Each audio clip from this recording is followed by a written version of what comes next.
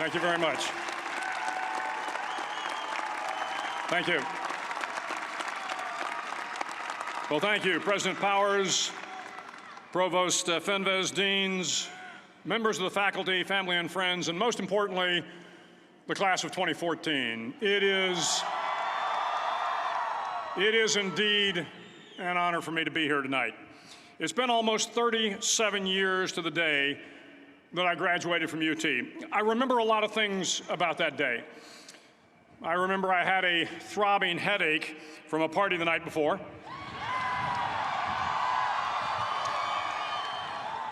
I remember I had a serious girlfriend who I later married. That's important to remember, by the way. And I remember I was getting commissioned in the Navy that day. But of all the things I remember, I don't have a clue who the commencement speaker was, and I certainly don't remember anything they said. So acknowledging that fact, if I can't make this commencement speech memorable, I will at least try to make it short. So the university's slogan is, what starts here changes the world. Well, I've got to admit, I kind of like it. What starts here changes the world. Tonight, there are almost 8,000 students, or there are more than 8,000 students graduated from UT. So that great paragon of analytical rigor, Ask.com, says that the average American will meet 10,000 people in their lifetime. 10,000 people, that's a lot of folks. But if every one of you changed the lives of just 10 people, and each one of those people changed the lives of another 10 people, and another 10, then in 5 generations, 125 years, the class of 2014 will have changed the lives of 800 million people. 800 million people. Think about it. Over twice the population of the United States. Go one more generation, and you can change the entire population of the world, 8 billion people. If you think it's hard to change the lives of 10 people, change their lives forever, you're wrong. I saw it happen every day in Iraq and Afghanistan. A young Army officer makes a decision to go left instead of right down a road in Baghdad, and the 10 soldiers with him are saved from a close-in ambush. In Kandahar province, Afghanistan, a non-commissioned officer from the female engagement team senses that something isn't right and directs the infantry platoon away from a 500-pound IED, saving the lives of a dozen soldiers. But if you think about it, not only were those soldiers saved by the decisions of one person, but their children were saved, and their children's children. Generations were saved by one decision, one person. But changing the world can happen anywhere, and anyone can do it. So what starts here can indeed change the world. But the question is, what will the world look like after you change it? Well, I'm confident that it will look much, much better. But if you'll humor this old sailor for just a moment, I have a few suggestions that may help you on your way to a better world. And while these lessons were learned during my time in the military, I can assure you that it matters not whether you ever served a day in uniform. It matters not your gender, your ethnic or religious background, your orientation, or your social status.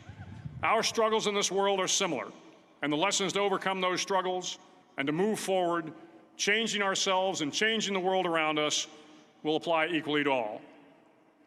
I've been a Navy SEAL for 36 years, but it all began when I left UT for basic SEAL training in Coronado, California.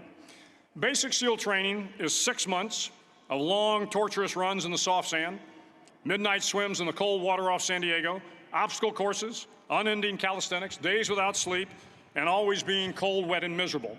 It is 6 months of being constantly harassed by professionally trained warriors who seek to find the weak of mind and body and eliminate them from ever becoming a Navy SEAL.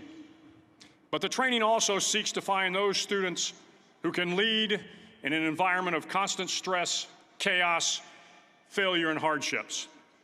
To me, basic SEAL training was a lifetime of challenges crammed into 6 months. So here are the 10 lessons I learned from basic SEAL training that hopefully will be of value to you as you move forward in life.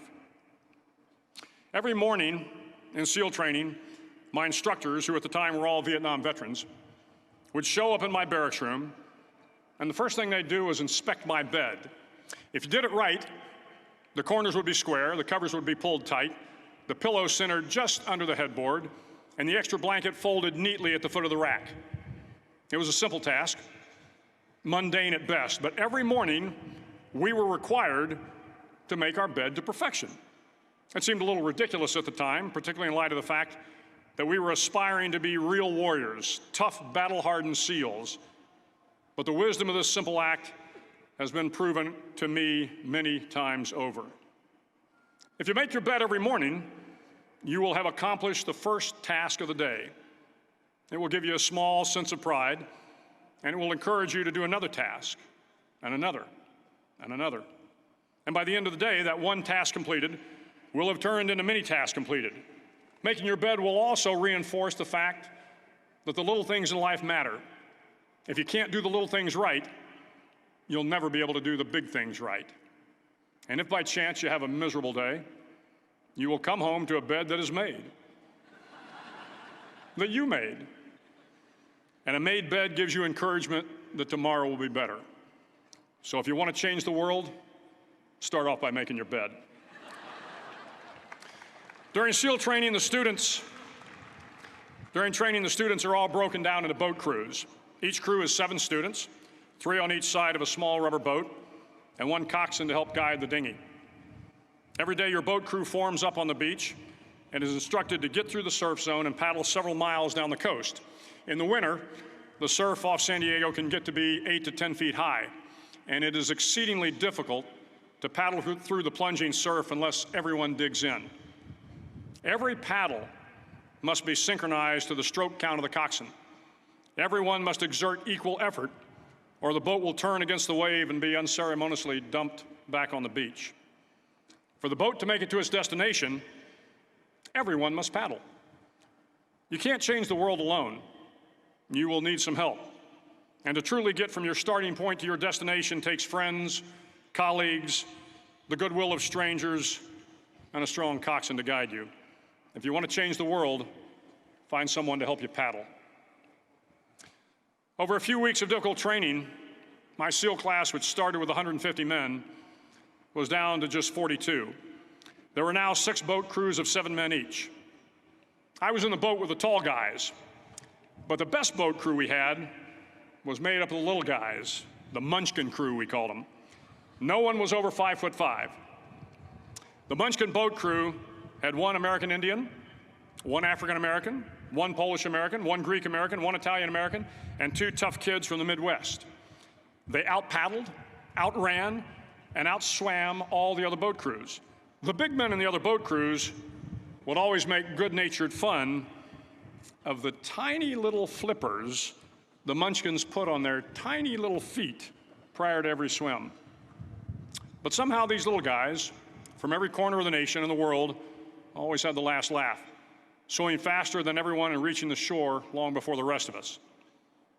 SEAL training was a great equalizer. Nothing mattered but your will to succeed, not your color, not your ethnic background, not your education, not your social status. If you want to change the world, measure a person by the size of their heart, not by the size of their flippers. Several times a week, the instructors would line up the class and do a uniform inspection. It was exceptionally thorough. Your hat had to be perfectly starched, your uniform immaculately pressed, your belt buckle shiny and void of any smudges. But it seemed that no matter how much effort you put into starching your hat or pressing your uniform or polishing your belt buckle, it just wasn't good enough. The instructors would find something wrong. For failing the uniform inspection, the student had to run, fully clothed, into the surf zone, then wet from head to toe, roll around on the beach until every part of your body was covered with sand. The effect was known as a sugar cookie. You stayed in the uniform the rest of the day, cold, wet, and sandy.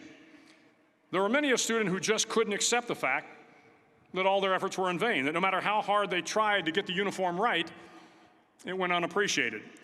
Those students didn't make it through training. Those students didn't understand the purpose of the drill. You were never going to succeed. You were never going to have a perfect uniform. The instructors weren't going to allow it. Sometimes, no matter how well you prepare or how well you perform, you still end up as a sugar cookie. It's just the way life is sometimes. If you want to change the world, get over being a sugar cookie and keep moving forward. Every day during training, you were challenged with multiple physical events: long runs, long swims, obstacle courses, hours of calisthenics, something designed to test your mettle. Every event had standards, times you had to meet. If you failed to meet those times, those standards, your name was posted on a list, and at the end of the day, those on the list were invited to a circus. A circus was 2 hours of additional calisthenics, designed to wear you down, to break your spirit, to force you to quit. No one wanted a circus. A circus meant that for that day, you didn't measure up. A circus meant more fatigue, and more fatigue meant that the following day would be more difficult, and more circuses were likely. But at some time during SEAL training, everyone made the circus list. But an interesting thing happened to those who were constantly on the list. Over time, those students who did 2 hours of extra calisthenics got stronger and stronger. The pain of the circuses built inner strength and physical resiliency. Life is filled with circuses. You will fail. You will likely fail often. It will be painful. It will be discouraging. At times, it will test you to your very core. But if you want to change the world, don't be afraid of the circuses. At least twice a week, the trainees were required to run the obstacle course. The obstacle course contained 25 obstacles, including a 10-foot wall, a 30-foot cargo net, a barbed wire crawl, to name a few. But the most challenging obstacle was the slide for life. It had a 3-level, 30-foot tower at one end and a 1-level tower at the other. In between was a 200-foot-long rope. You had to climb the 3-tiered tower, and once at the top, you grabbed the rope, swung underneath the rope, and pulled yourself hand over hand until you got to the other end. The record for the obstacle course had stood for years when my class began in 1977. The record seemed unbeatable until one day a student decided to go down the slide for life head first. Instead of swinging his body underneath the rope and inching his way down, he bravely mounted the top of the rope and thrust himself forward. It was a dangerous move, seemingly foolish and fraught with risk. Failure could mean injury and being dropped from the course. Without hesitation, the student slid down the rope perilously fast. Instead of several minutes, it only took him half that time. And by the end of the course, he had broken the record. If you want to change the world, sometimes you have to slide down the obstacles head first. During the land warfare phase of training, the students are flown out to San Clemente Island, which lies off the coast of San Diego. The waters off San Clemente are a breeding ground for the great white sharks. To pass SEAL training, there are a series of long swims that must be completed. One is the night swim. Before the swim, the instructors joyfully brief the students on all the species of sharks that inhabit the waters off San Clemente. They assure you, however, that no student has ever been eaten by a shark, at least not that they can remember. But you are also taught that if a shark begins to circle your position, stand your ground. Do not swim away. Do not act afraid. And if the shark, hungry for a midnight snack, darts towards you, then summons up all your strength and punch him in the snout, and he will turn and swim away. There are a lot of sharks in the world. If you hope to complete the swim, you will have to deal with them. So if you want to change the world, don't back down from the sharks. As Navy SEALs, one of our jobs is to conduct underwater attacks against enemy shipping. We practice this technique extensively during training.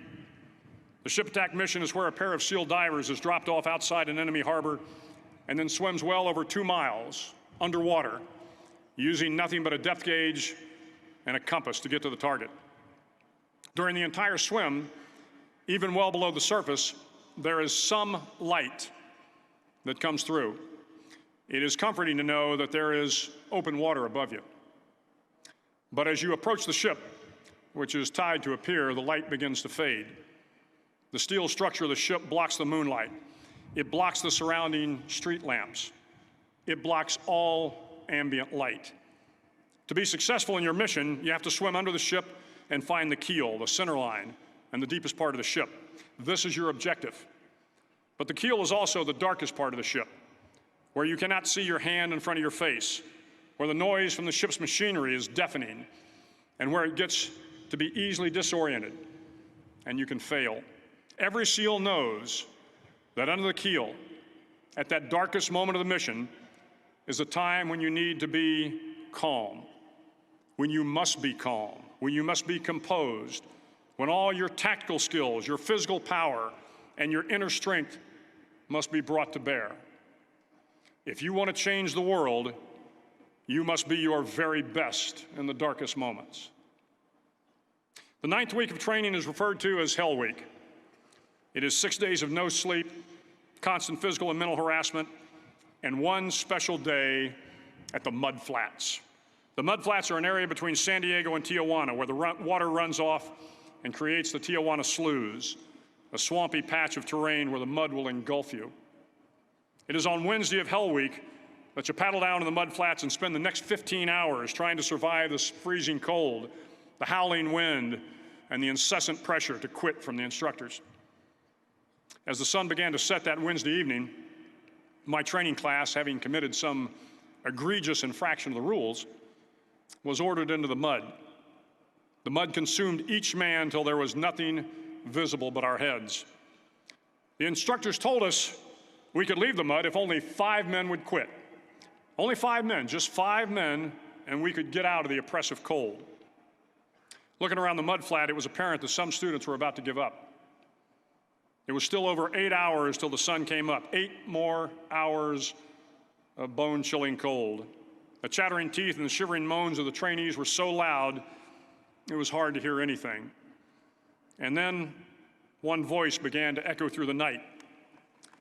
One voice raised in song.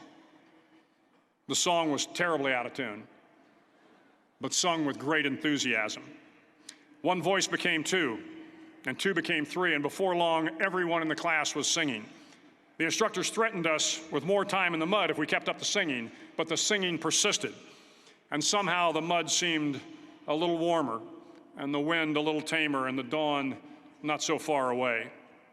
If I have learned anything in my time traveling the world, it is the power of hope, the power of one person, a Washington, a Lincoln, King, Mandela, and even a young girl from Pakistan, Malala. One person can change the world by giving people hope. So if you want to change the world, start singing when you're up to your neck in mud. Finally, in SEAL training, there's a bell, a brass bell that hangs in the center of the compound for all the students to see. All you have to do to quit is ring the bell. Ring the bell, and you no longer have to wake up at 5 o'clock. Ring the bell, and you no longer have to be in the freezing cold swims. Ring the bell, and you no longer have to do the runs, the obstacle course, the PT, and you no longer have to endure the hardships of training. All you have to do is ring the bell to get out. If you want to change the world, don't ever, ever ring the bell. To the class of 2014, you are moments away from graduating, moments away from beginning your journey through life, moments away from starting to change the world for the better. It will not be easy, but you are the class of 2014, the class that can affect the lives of 800 million people in the next century. Start each day with a task completed. Find someone to help you through life. Respect everyone. Know that life is not fair and that you will fail often. But if you take some risks, step up when the times are the toughest, face down the bullies, lift up the downtrodden, and never, ever give up. If you do these things, the next generation and the generations that follow will live in a world far better than the one we have today. And what started here will indeed have changed the world for the better. Thank you very much. Hook 'em horns.